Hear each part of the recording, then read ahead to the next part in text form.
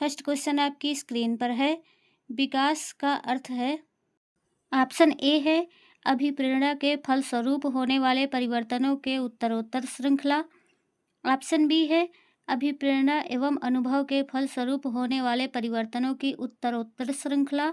Option C है परिपक्वता एवं अनुभव के फलस्वरूप होने वाले परिवर्तनों की श्रृंखला। ऑप्शन डी है परिवर्तनों की उत्तरोत्तर श्रृंखला। तो इस क्वेश्चन का राइट आंसर है आपका ऑप्शन सी परिपक्वता एवं अनुभव के फलस्वरूप होने वाले परिवर्तनों की श्रृंखला। विकास का अर्थ है परिपक्वता एवं अनुभव के फलस्वरूप होने वाले परिवर्तनों की श्रृंखला। नेक्स्ट क्वेश्चन है क्वेश्चन नंबर 2। बाल विकास का अध्ययन क्षेत्र है। वैयक्तिक विभिन्नताओं का अध्ययन, बाल विकास की विभिन्न अवस्थाओं का अध्ययन, वातावरण का बाल विकास पर पड़ने वाले प्रभावों का अध्ययन या उपरोक्त सभी। इस क्वेश्चन का राइट आंसर है ऑप्शन डी उपरोक्त सभी। बाल विकास का अध्ययन क्षेत्र है वैयक्तिक विभिन्नताओं का अध्ययन, बाल विकास की विभिन्न अवस्थाओं का अध्ययन, वातावरण का बाल विकास पर पड़ने वाले प्रभावों का अध्ययन। ये सभी बाल विकास के अध्ययन के क्षेत्र के अंतर्गत आते हैं। नेक्स्ट क्वेश्चन है बाल विकास में ऑप्शन पहला है गर्भावस्था से किशोरावस्था तक का अध्ययन होता है। बी है वातावरण और अनुभव की भूमिका पर बल है। सी है प्रक्रिया पर बल है और डी है उपरोक्त सभी पर। इस क्वेश्चन का राइट आंसर है आपका ऑप्शन ए गर्भावस्था से किशोरावस्था तक का अध्ययन होता है। बाल विकास में गर्भावस्था से लेकर किशोरावस्था तक का अध्ययन होता है। अगला क्वेश्चन है विकास के परिणाम स्वरूप नवीन विशेषताएं और नवीन योग्यताएं प्रकट होती हैं। यह कथन किसने दिया है? मेरेडिथ ने, हरलॉक ने, गैसल ने या डगलस और हॉलैंड ने। तो इसका राइट आंसर है ऑप्शन बी हरलॉक ने। हरलॉक ने बालक के विकास को परिभाषित करते हुए लिखा है कि विकास की प्रक्रिया बालक की गर्भावस्था से उसकी मृत्यु तक एक क्रम में चलती है तथा प्रत्येक अवस्था का प्रभाव दूसरी अवस्था पर पड़ता है। नेक्स्ट क्वेश्चन है सर्वाधिक उपयुक्त जीवित यानी सर्वाइवल ऑफ द फिटेस्ट रहता है का सिद्धांत है। किसका सिद्धांत है? मैकडूगल का, डार्विन का, लैमार्क का या हैरिसन का। तो इसका राइट आंसर हो जाएगा आपका ऑप्शन बी डार्विन का है। नेक्स्ट क्वेश्चन है क्वेश्चन नंबर 6। निम्नलिखित में से कौन सा कथन सही नहीं है? ऑप्शन है पहला विकास एक सतत प्रक्रिया है। बी है वृद्धि विकास का ही एक भाग है। सी है विकास और वृद्धि एक दूसरे के पर्यायवाची हैं और डी विकास कार्यक्षमता, कार्यकुशलता और व्यवहार में आने वाले गुणात्मक परिवर्तनों को प्रकट करता है। तो इसका राइट आंसर हो जाएगा आपका ऑप्शन सी विकास और वृद्धि एक दूसरे के पर्यायवाची है। ये गलत है। विकास और वृद्धि एक दूसरे के पर्यायवाची है, यह कथन गलत है। नेक्स्ट क्वेश्चन है आपका क्वेश्चन नंबर 7। एक बच्चे की वृद्धि और विकास के अध्ययन की सर्वाधिक अच्छी विधि कौन सी है? विकासीय विधि, मनोविश्लेषण विधि, तुलनात्मक विधि या सांख्यिकी विधि। तो इसका राइट आंसर हो जाएगा आपका ऑप्शन ए विकासीय विधि। विकासीय विधि एक बच्चे की वृद्धि और विकास के अध्ययन की सर्वाधिक अच्छी विधि है। नेक्स्ट क्वेश्चन है क्वेश्चन नंबर 8। निम्नलिखित में से कौन सी बाद की बाल्यावस्था के बौद्धिक विकास की विशेषता नहीं है? काल्पनिक भयों का अंत, बढ़ती हुई तार्किक शक्ति, भविष्य की योजना की सूझबूझ या विज्ञान की काल्पनिक कथाओं में अधिक रुचि। तो इस क्वेश्चन का राइट आंसर है ऑप्शन सी भविष्य की योजनाओं की सूझबूझ। भविष्य की योजनाओं की सूझबूझ बाल्यावस्था के बौद्धिक विकास की विशेषता नहीं है। नेक्स्ट क्वेश्चन है आपका क्वेश्चन नंबर 9। गिरोह अवस्था किस आयु वर्ग एवं विलंब विकास से संबंधित है? ऑप्शन ए है 3 से 6 वर्ष एवं भाषा। ऑप्शन बी है 16 से 19 वर्ष एवं नैतिकता। सी है 8 से 10 वर्ष एवं सामाजिकरण और डी है 16 से 19 वर्ष एवं संज्ञानात्मक। तो इस क्वेश्चन का राइट आंसर है आपका ऑप्शन सी 8 से 10 वर्ष एवं सामाजिकरण, गिरोह अवस्था, आयु वर्ग एवं विलंब विकास से संबंधित है। नेक्स्ट क्वेश्चन है क्वेश्चन नंबर 10। संज्ञानात्मक विकास के 4 चरणों संवेदी पेशीय, पूर्व संक्रियात्मक, स्थूल संक्रियात्मक और औपचारिक संक्रियात्मक की पहचान की गई है।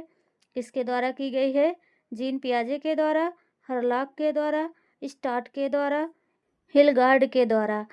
तो इस क्वेश्चन का राइट आंसर है ऑप्शन ए, जीन पियाजे के द्वारा। जीन पियाजे के द्वारा संज्ञानात्मक विकास के जो 4 चरण है, पहला संवेदी पेशी, दूसरा पूर्व संक्रियात्मक, तीसरा स्थूल संक्रियात्मक और चौथा है औपचारिक संक्रियात्मक। इन चारों की पहचान की गई है। नेक्स्ट क्वेश्चन है क्वेश्चन नंबर 11। हाल का सिद्धांत निम्न में किसकी व्याख्या करता है? ऑप्शन है पहला बुद्धि की प्रकृति, दूसरा है मूल्यों का विकास, तीसरा है अधिगम में अभिप्रेरणा की भूमिका और चौथा है किशोरावस्था का विकास। तो इस क्वेश्चन का राइट आंसर है आपका ऑप्शन डी, किशोरावस्था का विकास। स्टैनले हॉल इनका पूरा नाम है। इन्होंने कहा है कि किशोर में जो शारीरिक, मानसिक और संवेगात्मक परिवर्तन होते हैं वे अकस्मात होते हैं।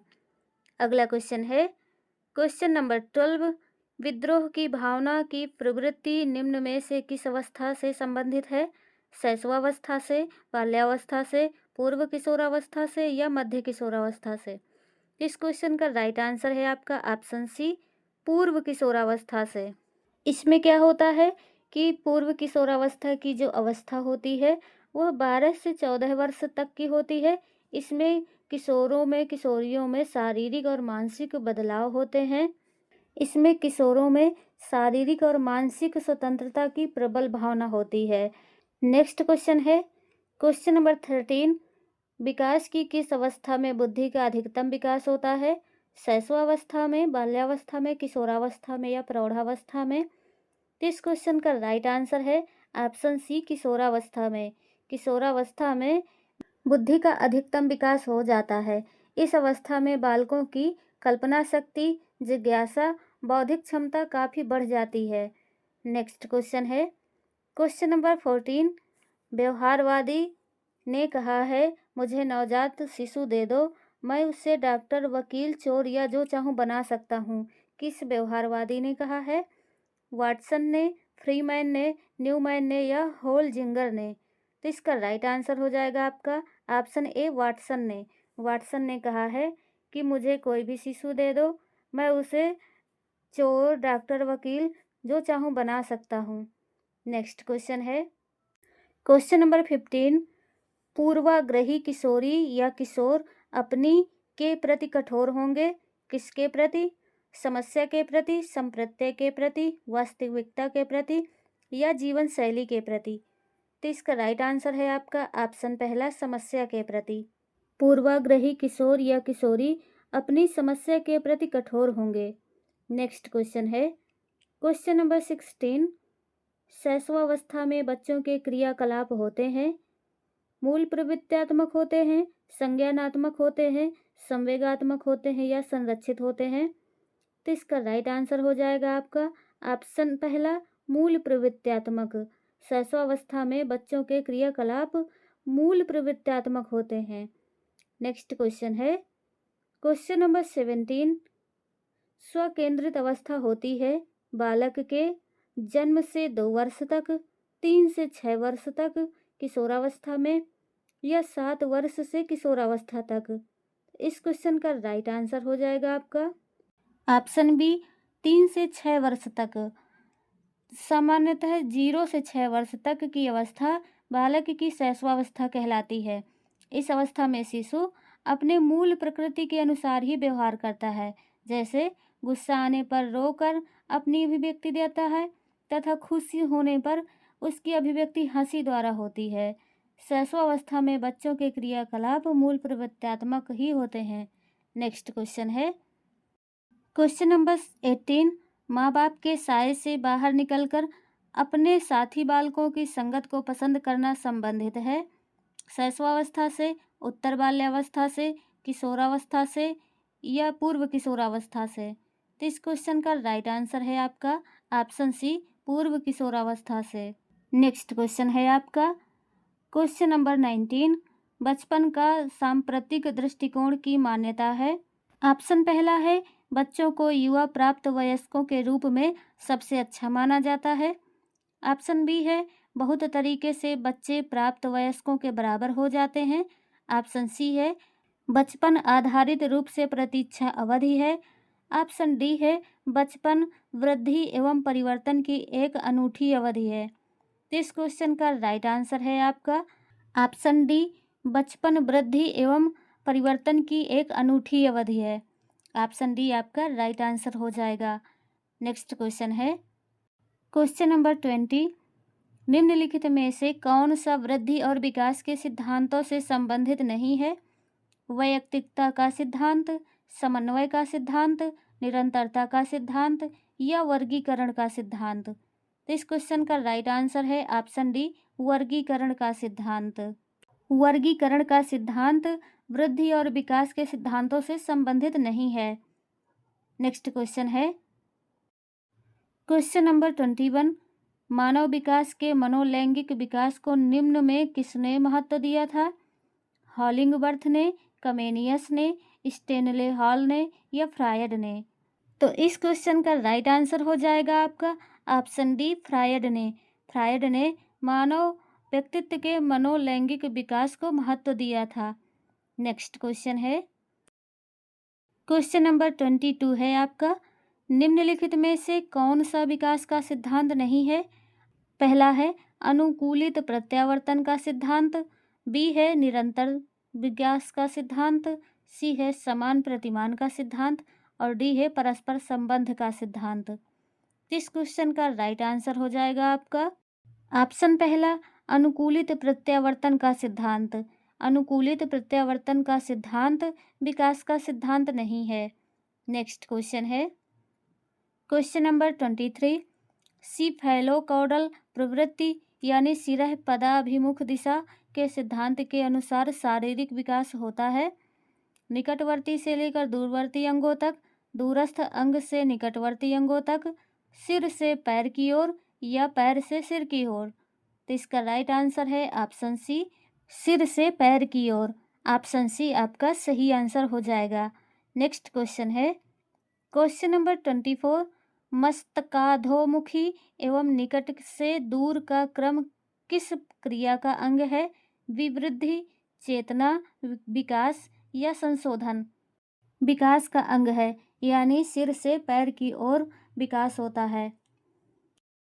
क्वेश्चन नंबर 25, बालक के शारीरिक व क्रियात्मक विकास की दिशा होती है सिर से पैर तथा शरीर के बाहर से मध्य की ओर, बी है सिर से पैर तथा शरीर के मध्य से बाहर की ओर। ऑप्शन सी है पैर से सिर तथा शरीर के बाहर से मध्य की ओर और ऑप्शन डी है पैर से सिर तथा शरीर के मध्य से बाहर की ओर। तो इस क्वेश्चन का राइट आंसर हो जाएगा आपका ऑप्शन बी, सिर से पैर तथा शरीर के मध्य से बाहर की ओर। बालक के शारीरिक व क्रियात्मक विकास की दिशा होती है सिर से पैर तथा शरीर के मध्य से बाहर की ओर। नेक्स्ट क्वेश्चन है आपका क्वेश्चन नंबर 26, नरेश और मुकेश की आयु समान है, उनके सामाजिक एवं मानसिक विकास में काफ़ी अंतर है, यह विकास के निम्न सिद्धांत के कारण होता है। ऑप्शन पहला है समान प्रतिमान का सिद्धांत, दूसरा है परिमार्जितता का सिद्धांत, तीसरा है व्यक्तिगतता का सिद्धांत और चौथा है निश्चित तथा पूर्व कथनीय प्रतिरूप का सिद्धांत। तो इस क्वेश्चन का राइट आंसर है आपका ऑप्शन सी, व्यक्तिगतता का सिद्धांत। नेक्स्ट क्वेश्चन है क्वेश्चन नंबर 27, मानव जाति में विकास होता है पहला बाल्यावस्था के अंत तक, दूसरा है किशोरावस्था के अंत तक, तीसरा है प्रौढ़ावस्था के प्रारंभ तक और चौथा है जीवन पर्यंत। तो इस क्वेश्चन का राइट आंसर हो जाएगा आपका ऑप्शन डी, जीवन पर्यंत। मानव जाति में विकास जीवन पर्यंत होता है। विकास एक जीवन पर्यंत चलने वाली प्रक्रिया होती है जो मानव के भ्रूणावस्था से प्रारंभ होकर मृत्यु तक चलती रहती है। इस विकास की अवस्था में निम्न स्तर होते हैं जैसे भ्रूणावस्था, शैशवावस्था, बाल्यावस्था, किशोरावस्था, प्रौढ़ावस्था एवं वृद्धावस्था। नेक्स्ट क्वेश्चन है क्वेश्चन नंबर 28। निम्न में से विकास का कौन सा सिद्धांत गलत है? ऑप्शन ए, यह पूर्व कथनीय है। बी है, विकास संयोगों का परिणाम है। सी है, यह एक सतत प्रक्रिया है। और डी है, विकास में वैयक्तिक विभिन्नता होती है। तो इस क्वेश्चन का राइट आंसर हो जाएगा आपका ऑप्शन बी, विकास संयोगों का परिणाम है। यह सिद्धांत गलत है। विकास संयोगों का परिणाम है, यह नहीं होता है, बल्कि वंशानुक्रम एवं वातावरण की अंतःक्रिया का परिणाम होता है। नेक्स्ट क्वेश्चन है क्वेश्चन नंबर 29। बच्चे के विकास के सिद्धांतों को समझना शिक्षक की सहायता करता है। ऑप्शन है पहला, शिक्षार्थी की आर्थिक पृष्ठभूमि को पहचानने में। ऑप्शन बी है, शिक्षार्थी के सामाजिक स्तर को पहचानने में। ऑप्शन सी है, शिक्षार्थियों की भिन्न अधिगम शैलियों को प्रभावी रूप से संबोधित करने में। ऑप्शन डी है, शिक्षार्थियों को क्यों पढ़ना चाहिए यह औचित्य स्थापित करने में।